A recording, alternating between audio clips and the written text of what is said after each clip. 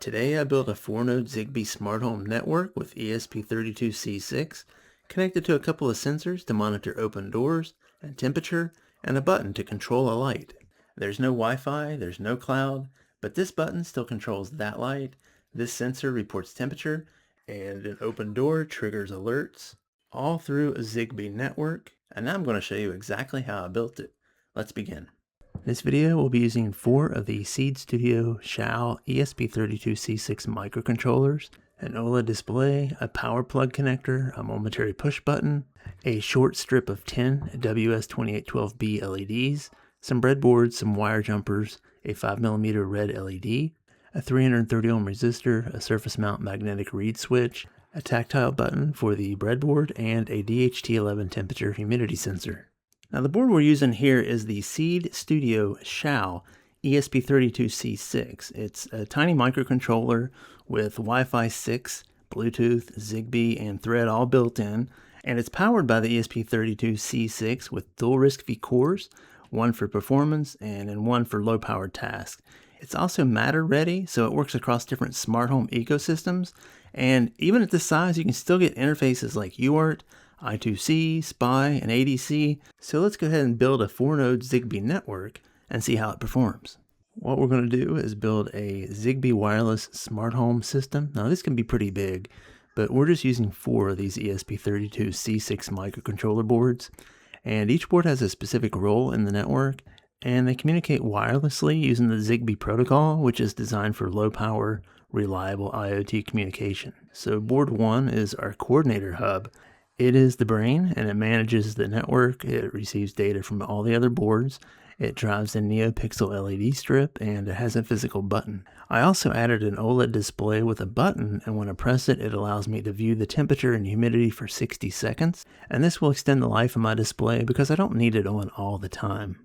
So our second board is board 2. It's a temperature humidity sensor board. So it reads the DHT11 sensor every 60 seconds. And reports temperature in Fahrenheit and humidity to the coordinator board. Board 3 is where we can remotely control an LED. So the coordinator board can turn that LED on and off by using a button press. I used a 5mm LED for this board, but you could easily replace that with a relay that would allow you to control an apparatus or device that's plugged into an AC outlet, such as a floor lamp or a heater. Board 4 uses a magnetic reed switch to detect when the door is opened or closed, and this triggers a breathing LED strip animation at the coordinator board when the door is open. Zigbee uses different topologies to provide flexible communication and reliable data transfer. In our small network we're building today, we're using the star topology, and that's one where board 1 is the coordinator which forms the network, and then boards 2, 3, and 4 are end devices that join the coordinator's network. Each device exposes Zigbee endpoints with specific cluster types, such as temperature measurement, on-off, and so on, and that determines what kind of data flows between them. If you're finding this useful so far, don't forget to like and subscribe. Next, we're going to set up our Arduino IDE so that we can use our ESP32. By going to Preferences, we're going to go to Additional Boards Manager URLs. We're going to type in this address, and this tells Arduino what to install and where we can get it. The next thing we're going to do is go to Boards Manager, and we're going to type in ESP32, and you want to be sure to install the ESP32 by Espressif Systems, this one right here.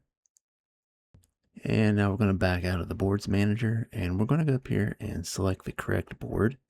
So we want to just type in C6 here, and we're going to search for the XIAO ESP32-C6. because that's what we have, and of course if it's plugged in, you would click on the corresponding port.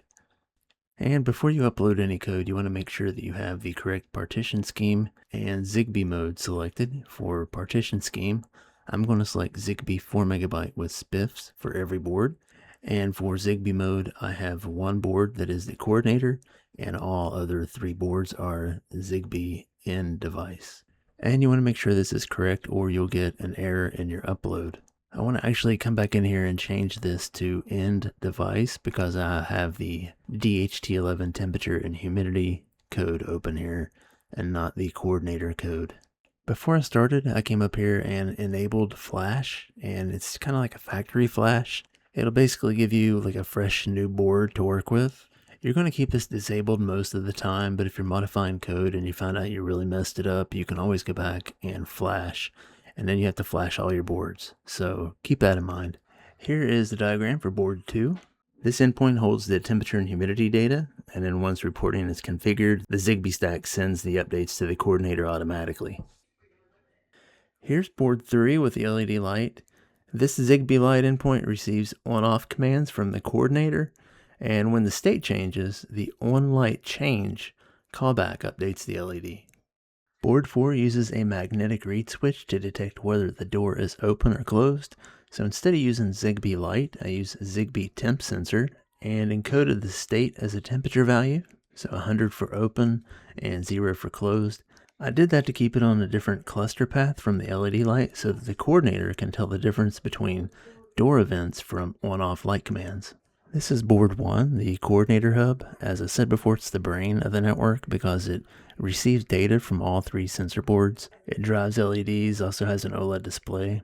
When setting up a new network, you may find that binding doesn't always work, especially in multi-endpoint coordinators. In this project, the automatic binding between Zigbee switch and Zigbee light never completed. For me, the solution was to bypass the high-level binding path and send raw ZCL on-off commands directly to Expressive's low-level Zigbee API.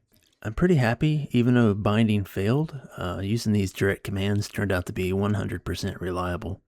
You also want to be aware that Zigbee devices need to join the network one at a time and in specific order. If you power on multiple devices at the same time, you can't control which device will bind to which endpoint on the coordinator. You can see the sequential boot process here on my serial monitor as I power on board 1. It starts the Zigbee network and then it waits at step 1. Then I power on board 2 when I'm prompted to do so. And you can go back and look at the moment that it was binding because it says board 2 bound. It then prompts me to power on board 3 and it gives me a 30-second countdown. Then after that, it prompts me to power on board 4 with another 30-second countdown. So yes, a sequential organized boot process is required for reliable Zigbee functionality on the ESP32-C6, and that just helps everything properly initialize so that your network will function right. That's all I have for today. If you found this helpful, be sure to like the video by clicking thumbs up and subscribe if you enjoy this type of stuff. Also, don't forget about the email list. Subscribe to the email list, details in the description, and I'll see you again with another video.